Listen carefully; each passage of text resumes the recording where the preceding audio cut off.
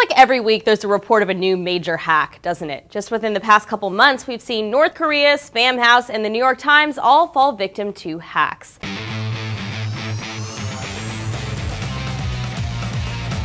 The targets are varied, as are the motives, but many of them share one thing in common: a distributed denial of service, or DDoS, method by the perpetrators. Amazon, Sony, various stock exchanges, Gene Simmons, just to name a few, have been victims of DDoS attacks on their websites. It's a favorite method of anonymous folks who recently targeted the Twitter and Flickr accounts of North Korea, for example. But how exactly do these work, and why have they become so common? Well, the perpetrator will employ a botnet, which are like armies of individual bots who can be summoned to overwhelm a particular site with traffic.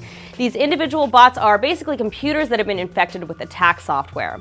Botnets can be made up of hundreds of thousands of bots, and the largest of these is believed to be one called Cutwhale, which is also rumored to be infecting Android phones right now, masquerading as an Adobe software update, so if you see that, don't install it. And yes, if you're a terrible person, you can hire botnets to do your bidding.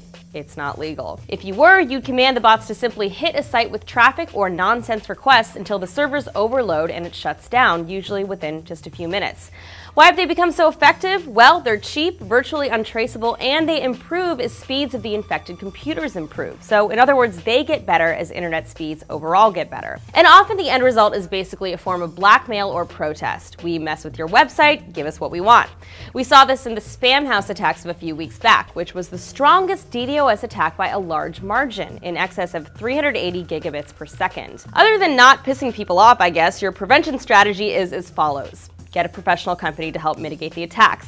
They'll install a NetFlow protocol which monitors traffic to your site, and if they see something out of the ordinary, they can route it elsewhere. If you're an individual rather than a business, well, a fearless TFN viewer, Hans, who also happens to be a security expert specializing in DDoS, recommended to me by email that you just weather it out. Chances are you don't have the infrastructure in place to deal with it. As for those massive botnets wreaking havoc on government, corporate, financial, and all kinds of institutions everywhere, they can be dismantled with the right people. Famously, in 2012, Microsoft collaborated with law enforcement in raiding a considerable number of servers in Illinois and Pennsylvania, which served as command and control for 13 million infected computers.